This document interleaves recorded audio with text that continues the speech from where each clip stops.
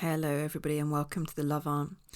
Before I go any further, if you appreciate the content that I make, then please do like, subscribe, share and drop me a comment below because every little helps and enables me to reach more people that would benefit. So let's look at the secret to getting your ex reattracted, and it may not be so much of a secret because this is a known phenomena. Many of us have encountered it and scratched our heads at it when it's happened, and it's even happened to myself when I thought a situation was completely hopeless. And it happens to be the strangest and most counterintuitive thing to do when you love someone and want them to want and love you back. So what I'm talking about is this idea that you've got to let go of someone fully and move on in order for them to get reinterested and attracted enough to want to start pursuing you. But letting go of the person you want back is the single most hardest thing in the world to do because logically, in your head, right, it doesn't make any sense. And in your heart, certainly, letting go of that person is the last thing that you want or are prepared to do. So inside your head and your heart, you are convinced that you've got to keep on reaching out to your ex and showing interest in them. In other words, you keep on pursuing so that they don't forget about you and they don't move on. And what you're trying to do is you're trying to keep yourself attached to their lives to stop them from moving on. Because let's face it, the idea of your ex dating or seeing somebody else is absolutely sickening and it drives fear into your heart. I've been in this situation many times and I realized that pursuing someone after a breakup who in their mind doesn't want to be with you, it never works like that. And I once pursued someone for far too long that I'd previously dated and I was always chasing her, right? And she was really milking the opportunity of all of this attention and ego boost, but was always rejecting me like the ice cream. And I didn't realize at the time how much it was affecting my own self-esteem and sense of worth. And after a couple of years of trying, which was, by the way, way too long, and I don't recommend that for anybody, I really didn't think there was any hope. And I'd met someone else that I really liked.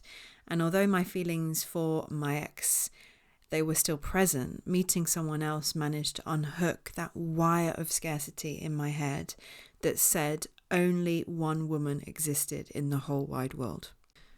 So in this moment of meeting somebody else, I started to feel good about myself again. I started to feel attractive and desired, and suddenly it wasn't such a bad thing if my ex came back or not because I knew that there were other options available to me. So what followed this taught me a valuable lesson of relationships. Because do you think that by no longer me messaging and pursuing my ex, she just forgot about me? No.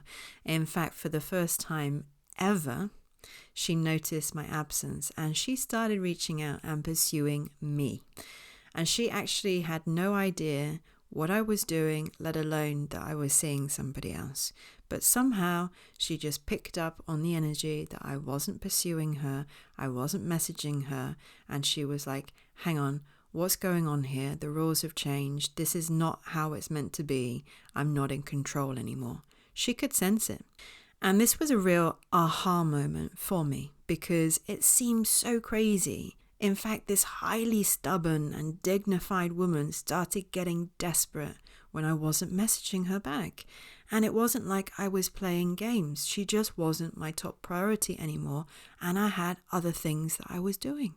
It's crazy, but it doesn't make sense, and yet it does make sense. And I'll ask you to think back to a time when someone really liked and was pursuing you. Do you remember that guy or girl that you just weren't interested in? In fact, they were a pest and they were off-putting because they were just so annoying. They wouldn't leave you alone. They kept messaging you, trying to change your mind about them, doing grand romantic gestures. And all that time you felt so superior because you had that power of saying yes or no, and you were exercising the no pretty hard, right?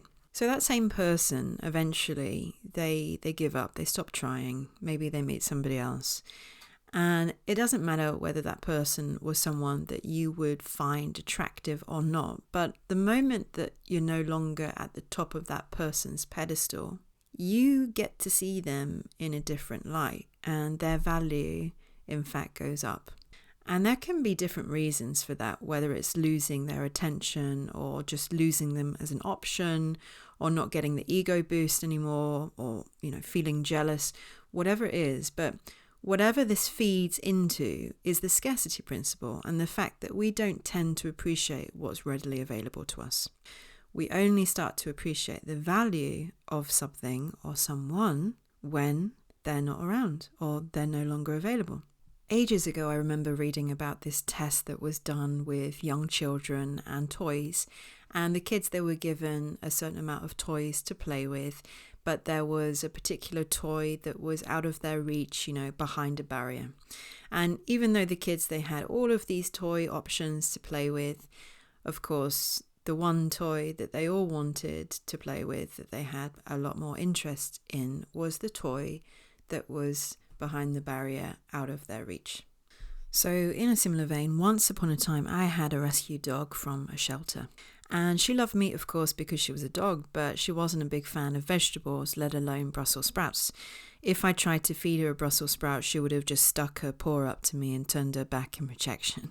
But the moment one accidentally fell off my plate and rolled under the side cabinet, out of her reach, she suddenly decided that Brussels sprouts were her favourite food in the world. So I'm just reflecting that the scarcity principle seems to work on dogs too, and perhaps it's some kind of a primal response. If I can't have it, I like it and I want it more. Getting back to an ex, I know how hard it is to let go of someone and let go of the idea that pursuing is going to deliver the result you want, because in every other arena of life, stopping doing something is quitting, and quitting isn't the answer to success. But when it comes to romantic relationships and love, the same rule, it really doesn't apply. Think of it logically this way. If you've been pursuing and trying to get your ex back with actions and gestures, and it hasn't been working for you, do you think that continuing doing what doesn't work is going to produce a different result? Do you want a different result is the question. Because if you do, then we have to change our own approach and what we're doing. If you've pursued up until this point, then you've done well. You've let your ex know how you feel, and they know that they're important to you. You've done everything in this moment that you could possibly do. And I'd like you to know that you can cut yourself a break. But please don't continue what doesn't work. At this stage, we want to flick a little switch in our ex's head. And the switch won't be activated, unfortunately, when they know that they've got us as an option to fall back on the moment that they click their fingers. The switch can only go off when we're absent.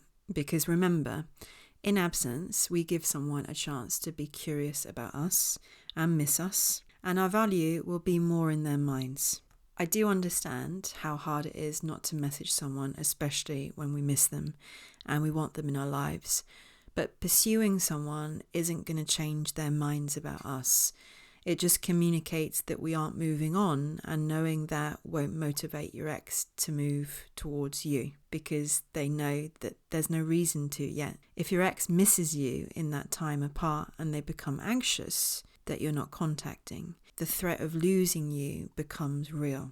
And that is when a significant change can happen in the dynamic of your relationship. And it happens through the understanding of the cycles of life, death, and rebirth. So what does that mean? What am I speaking about? Life, death, and rebirth. So we can view it every single year in nature. We don't have to hold on to that one leaf left on the tree in autumn or fall. The loss of that tree's visible signs of life, it doesn't mean the end, because new cycles begin after endings. So we shouldn't be afraid to allow an ending, because as I said, it doesn't have to be a final ending. Cycles will keep coming, but new chapters are only possible when we've closed old ones. Relationships, no matter how hopeless it might seem right now, can always come back around. And a relationship's death doesn't have to be the end. Rebirth can always happen, but rebirth can only be possible when you've changed and when things are different. And what I mean by that is, in order for a chance of a rebirth relationship with your ex, you'll have to work through this process of letting go of them and focusing on your life and your own personal development. We're changed by breakups, and when we process the pain, we have the chance to emerge as a better and brighter person. And when we do this, believe me, we shine. And that shine will be attractive to not only your ex, but to many other future prospective partners too. You put that energy into you and regaining your self-love, respect, and finding or rediscovering joy in your own life. And believe me, you just have to watch then the shift occur over time and know that time is definitely on your side, as is allowing endings when it comes to reattracting your ex. As always, if you'd like to get my help on your personal situation, then you can check out the description box below and send me an email. I'll get back to you as soon as I can. In the meantime, sending love. Take care.